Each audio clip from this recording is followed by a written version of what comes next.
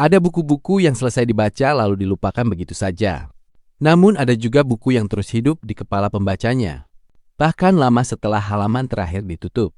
Buku seperti itu biasanya tidak hanya bercerita tentang tokoh atau peristiwa, tetapi juga tentang manusia, kekuasaan, ketakutan, harapan, dan bagaimana dunia bekerja dengan cara yang seringkali menyakitkan. Salah satu buku yang memiliki kekuatan semacam itu adalah Animal Farm karya George Orwell. Sekilas buku ini tampak sederhana.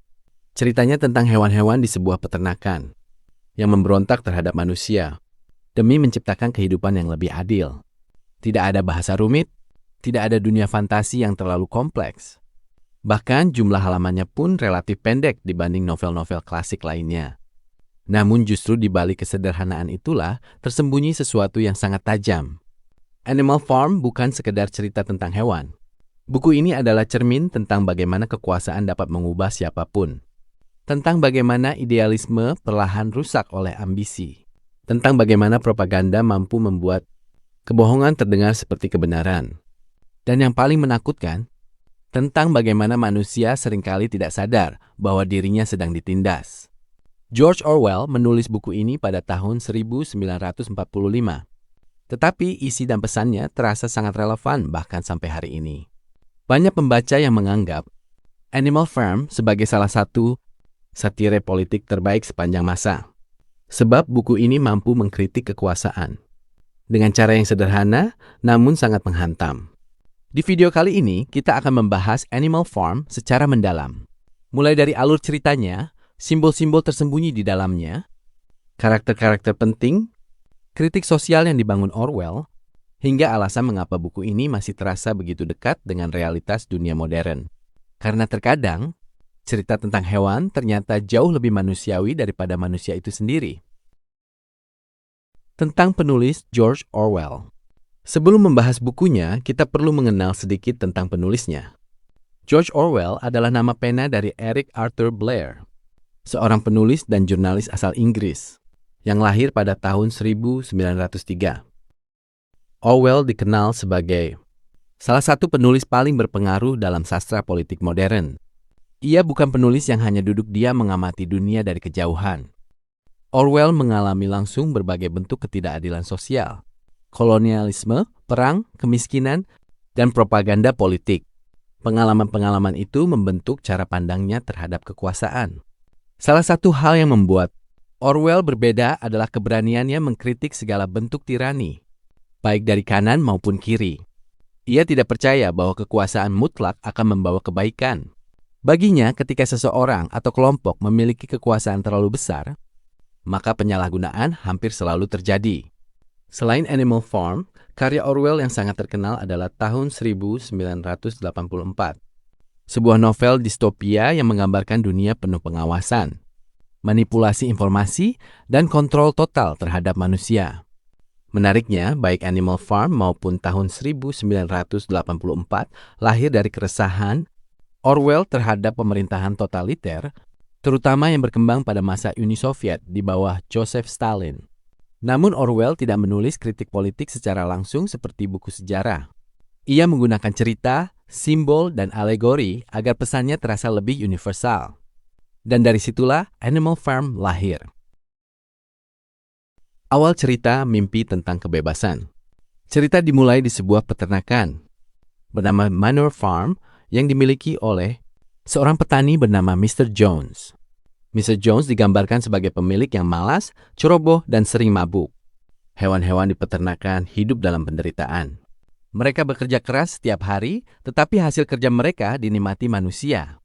Pada suatu malam, seekor babi tua bernama Old Major mengumpulkan seluruh hewan di gudang besar. Old Major adalah tokoh penting karena dialah yang pertama kali menanamkan ide revolusi. Dalam pidatonya, ia mengatakan bahwa sumber penderitaan hewan adalah manusia. Menurutnya, manusia adalah makhluk yang mengambil hasil kerja tanpa benar-benar menghasilkan apapun. Sapi menghasilkan susu, ayam menghasilkan telur, kuda bekerja di ladang. Namun semua hasil itu diambil manusia. Old Major mengajak seluruh hewan untuk bermimpi tentang dunia tanpa manusia. Dunia di mana hewan hidup bebas, setara, dan menikmati hasil kerja mereka sendiri. Pidato itu menjadi titik awal lahirnya ide pemberontakan. Disinilah Orwell mulai menunjukkan bagaimana revolusi biasanya lahir. Revolusi hampir selalu dimulai dari penderitaan yang nyata. Ketika ketidakadilan berlangsung terlalu lama, harapan tentang kebebasan menjadi sesuatu yang sangat kuat. Dan itulah yang dirasakan hewan-hewan di peternakan. Mereka ingin hidup yang lebih baik. Mereka ingin keadilan. Mereka ingin setara. Mimpi yang terdengar sangat indah.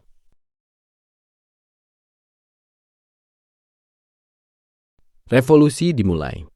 Tidak lama setelah pidato Old Major, ia meninggal dunia. Namun, ide-idenya terus hidup. 3 babi muda bernama Napoleon, Snowball, dan Squealer mulai mengembangkan ajaran Old Major menjadi sebuah sistem. Pemikiran bernama animalism. Mereka mengajarkan bahwa semua hewan setara dan manusia adalah musuh. Suatu hari, karena Mr. Jones terlalu lalai memberi makan hewan-hewan, mereka akhirnya memberontak. Pemberontakan itu berhasil.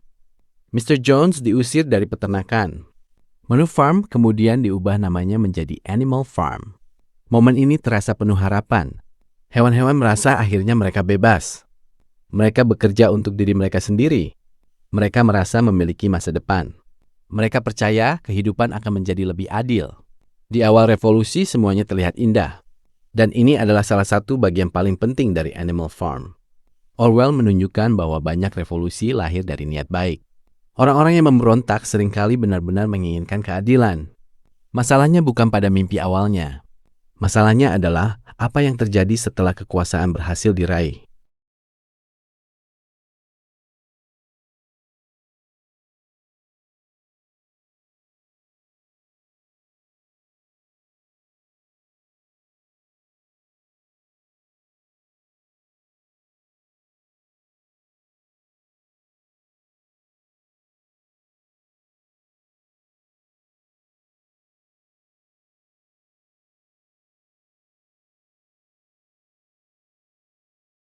Tujuh perintah animalism. Setelah revolusi berhasil, hewan-hewan membuat 7 perintah utama yang menjadi dasar kehidupan baru mereka. Beberapa di antaranya adalah: semua hewan setara. Apapun yang berjalan dengan 2 kaki adalah musuh. Apapun yang berjalan dengan 4 kaki atau bersayap adalah teman. Tidak ada hewan yang boleh tidur di tempat tidur. Tidak ada hewan yang boleh minum alkohol. Tidak ada hewan yang boleh membunuh hewan lain. Dan perintah paling terkenal, semua hewan setara. Pada awalnya, aturan-aturan ini tampak mulia. Namun, Orwell perlahan menunjukkan sesuatu yang mengerikan. Bahwa hukum dan slogan bisa diubah. Bahwa kata-kata dapat dimanipulasi. Dan ketika masyarakat terlalu percaya pada penguasa tanpa berpikir kritis, maka kebohongan perlahan akan diterima sebagai kebenaran. Snowball dan Napoleon. Setelah revolusi, muncul 2 tokoh utama yang memiliki pengaruh besar. Snowball digambarkan cerdas, penuh semangat, dan memiliki banyak ide untuk memajukan peternakan. Ia ingin membangun kincir angin, agar pekerjaan menjadi lebih ringan, dan kehidupan hewan lebih baik. Sementara Napoleon lebih pendiam, licik, dan haus kekuasaan. Ia tidak terlalu tertarik pada diskusi atau pendidikan. Namun diam-diam ia membangun kekuatan sendiri. Konflik antara Snowball dan Napoleon menjadi simbol perebutan kekuasaan dalam dunia politik. Pada awalnya mereka sama-sama bagian dari revolusi. Namun perlahan perbedaan visi berubah menjadi persaingan. Dan di titik inilah Animal Farm mulai berubah. Dari cerita penuh harapan menjadi cerita yang semakin gelap. Pengusiran Snowball. Suatu hari saat Snowball sedang menjelaskan rencana pembangunan kincir angin, Napoleon tiba-tiba melepaskan anjing-anjing ganas, yang selama ini diam-diam ia latih. Anjing-anjing itu mengejar Snowball hingga kabur dari peternakan. Napoleon kemudian mengambil alih kepemimpinan. Momen ini sangat penting, karena Orwell menunjukkan bahwa kekuasaan seringkali tidak direbut melalui ide terbaik, tetapi melalui rasa takut. Setelah Snowball pergi, Napoleon mulai mengubah sistem pemerintahan. Tidak ada lagi diskusi, tidak ada lagi demokrasi. Semua keputusan dibuat oleh Napoleon.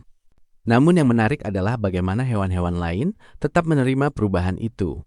Mengapa? Karena propaganda. Squealer dan propaganda. Jika Napoleon adalah simbol penguasa otoriter, maka Squealer adalah simbol propaganda. Squealer adalah babi yang pandai berbicara. Tugas utamanya adalah membenarkan semua tindakan Napoleon. Ketika makanan berkurang, Squealer mengatakan semuanya sebenarnya lebih baik. Ketika aturan berubah, Squealer membuat hewan-hewan percaya bahwa mereka hanya salah mengingat. Ketika Napoleon melakukan sesuatu yang bertentangan dengan prinsip revolusi, Squealer selalu punya alasan untuk membenarkannya. Karakter Squealer terasa sangat relevan bahkan di zaman modern. Karena propaganda tidak selalu bekerja dengan kebohongan besar. Kadang propaganda bekerja lewat pengulangan, lewat manipulasi bahasa, lewat rasa takut, lewat pengaburan fakta, dan Orwell memahami itu dengan sangat baik. Salah satu hal paling menakutkan dalam Animal Farm adalah bagaimana kebenaran perlahan menjadi kabur. Hewan-hewan mulai meragukan ingatan mereka sendiri. Mereka tahu ada sesuatu yang salah. Namun mereka tidak mampu melawan narasi yang terus dipaksakan. Boxer, simbol rakyat pekerja. Dari semua karakter di Animal Farm, Boxer mungkin adalah yang paling tragis. Boxer adalah seekor kuda pekerja keras. Ia kuat, jujur, setia, dan selalu percaya bahwa bekerja lebih keras akan memperbaiki keadaan. Semboyannya sangat terkenal. Aku akan bekerja lebih keras. Dan kemudian, Napoleon selalu benar. Boxer adalah simbol rakyat biasa. Orang-orang yang tulus. Orang-orang yang bekerja tanpa lelah. Orang-orang yang percaya pada pemimpin mereka. Namun justru orang seperti Boxer sering menjadi korban paling besar dalam sistem yang korup. Ketika Boxer terluka dan tidak lagi mampu bekerja, Napoleon tidak merawatnya. Sebaliknya, Boxer dijual ke rumah jagal. Dan uang hasil penjualannya digunakan untuk membeli alkohol bagi para babi. Ini adalah salah satu adegan paling menyakitkan dalam buku. Karena Boxer tidak pernah mengkhianati revolusi. Ia percaya sepenuhnya. Ia bekerja sepenuhnya. Ia berkorban sepenuhnya. Namun pada akhirnya, sistem yang ia bela justru menghancurkannya. Orwell seolah ingin mengatakan bahwa kekuasaan yang korup seringkali memanfaatkan orang-orang paling tulus. Dan ketika mereka tidak lagi berguna, mereka dibuang begitu saja. Perubahan perlahan yang menakutkan. Salah satu kekuatan terbesar Animal Farm adalah bagaimana perubahan buruk terjadi secara perlahan. Tidak langsung, tidak mendadak, sedikit demi sedikit. Pada awalnya, babi hanya mengambil susu dan apel. Lalu mereka tidur di tempat tidur. Lalu mereka minum alkohol. Lalu mereka berdagang dengan manusia. Lalu mereka mulai berjalan dengan dua kaki. Dan karena perubahan itu kecil, hewan-hewan lain perlahan terbiasa. Inilah yang membuat Animal Farm terasa sangat realistis. Kehancuran sebuah sistem seringkali tidak terjadi dalam satu malam. Ia datang perlahan. Sampai suatu hari, semuanya sudah berubah. Total dan orang-orang baru sadar bahwa mereka telah kehilangan kebebasan mereka. Kalimat paling terkenal. Di akhir cerita, semua prinsip revolusi hampir hilang. 7 perintah yang dulu menjadi dasar kesetaraan berubah. Dan akhirnya hanya tersisa satu kalimat. Semua hewan setara, tetapi beberapa hewan lebih setara daripada yang lain. Kalimat ini mungkin adalah salah satu kalimat satir politik paling terkenal dalam sejarah sastra. Karena di dalam satu kalimat itu, Orwell merangkum kemunafikan kekuasaan. Kata setara kehilangan maknanya. Bahasa dipelintir, keadilan menjadi ilusi. Dan yang paling menyedihkan adalah banyak hewan menerima itu begitu saja. Akhir yang sangat gelap. Di bagian akhir buku, para babi mulai hidup seperti manusia. Mereka memakai pakaian, mereka minum alkohol, mereka bermain kartu, bahkan mereka berjalan dengan dua kaki. Hewan-hewan lain melihat para babi dan manusia duduk bersama di rumah. Dan pada saat itu, mereka tidak lagi bisa membedakan mana babi dan mana manusia. Inilah akhir paling tragis dari revolusi mereka. Mereka memberontak demi kebebasan. Namun akhirnya hanya mengganti penindas lama dengan penindas baru. Dan Orwell menutup cerita dengan pesan yang sangat kuat. Bahwa revolusi tanpa kesadaran kritis bisa berubah menjadi tirani baru. Simbolisme dalam Animal Farm. Salah satu alasan mengapa Animal Farm dianggap karya besar adalah karena hampir semua elemen dalam cerita memiliki simbol. Animal Farm sebenarnya adalah alegori terhadap Revolusi Rusia dan munculnya Uni Soviet. Old Major melambangkan Karl Marx dan Vladimir Lenin sebagai pencetus ide revolusi. Napoleon melambangkan Joseph Stalin. Snowball melambangkan Leon Trotsky. Anjing-anjing Napoleon melambangkan polisi rahasia. Squealer melambangkan media propaganda. Boxer melambangkan kelas pekerja. Namun meski memiliki hubungan sejarah yang jelas, kekuatan Animal Farm justru terletak pada universalitasnya. Buku ini tidak hanya relevan untuk satu negara atau satu zaman, karena penyalahgunaan kekuasaan bisa terjadi di mana saja. Dan itulah mengapa buku ini tetap terasa hidup sampai sekarang. Kritik Orwell terhadap kekuasaan. Banyak orang mengira Animal Farm hanya kritik terhadap komunisme. Padahal sebenarnya kritik Orwell jauh lebih luas. Ia sedang mengkritik bagaimana kekuasaan bekerja, bagaimana pemimpin dapat menggunakan ketakutan, bagaimana propaganda dapat mengendalikan masyarakat, bagaimana sejarah dapat ditulis ulang, bagaimana bahasa bisa dipakai untuk memanipulasi. Orwell memahami bahwa masalah terbesar bukan hanya ideologi, tetapi manusia. Karena manusia memiliki kecenderungan untuk menyalahgunakan kekuasaan. Dan ketika masyarakat berhenti berpikir kritis, maka penyalahgunaan itu menjadi semakin mudah. Relevansi Animal Farm di dunia modern. Meskipun ditulis puluhan tahun lalu, Animal Farm terasa sangat relevan hari ini. Kita hidup di zaman di mana informasi dapat dimanipulasi dengan sangat cepat. Berita palsu menyebar. Propaganda hadir dalam berbagai bentuk. Orang-orang seringkali lebih percaya pada narasi yang nyaman daripada kenyataan yang menyakitkan. Banyak pemimpin menggunakan rasa takut untuk mempertahankan kekuasaan.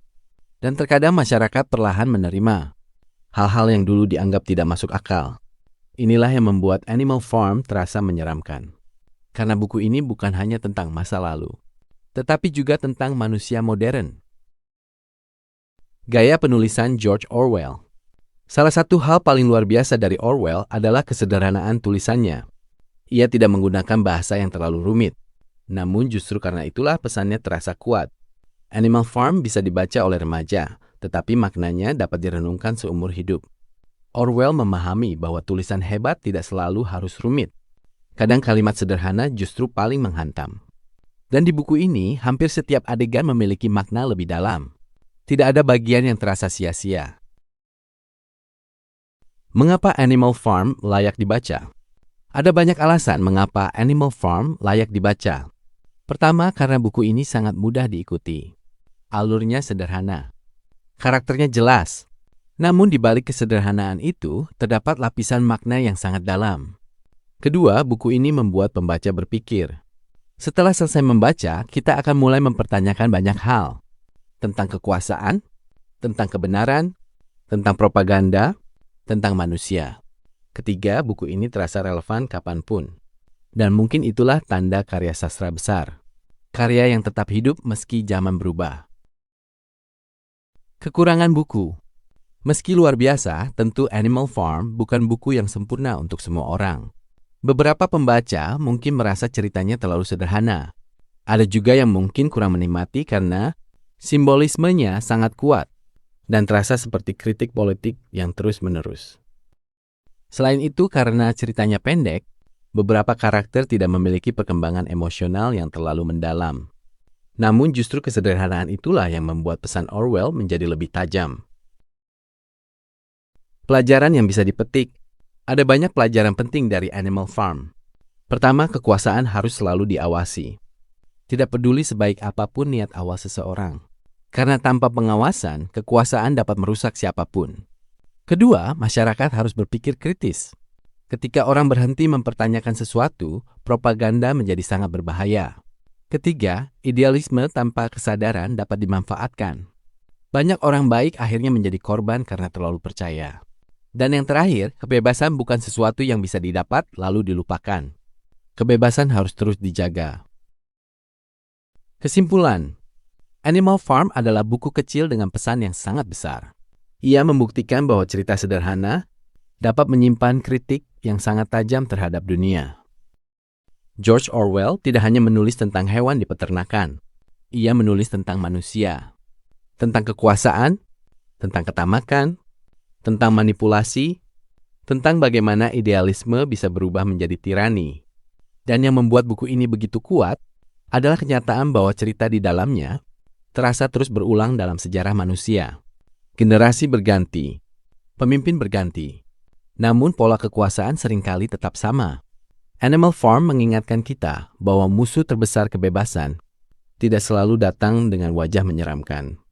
Kadang ia datang perlahan, dengan janji, dengan slogan, dengan kata-kata indah, sampai akhirnya orang-orang tidak sadar bahwa mereka sedang kehilangan hak mereka sedikit demi sedikit. Dan mungkin itulah alasan mengapa Animal Farm masih terus dibaca sampai hari ini. Karena Orwell menulis sesuatu yang tidak pernah benar-benar mati, sifat manusia itu sendiri. Penutup, itulah resensi dan pembahasan tentang Animal Farm karya George Orwell. Sebuah novel pendek yang berhasil menjadi salah satu kritik kekuasaan paling tajam dalam sejarah sastra. Kalau kalian sudah membaca buku ini, coba tuliskan pendapat kalian di kolom komentar. Menurut kalian, siapa karakter paling tragis di Animal Farm?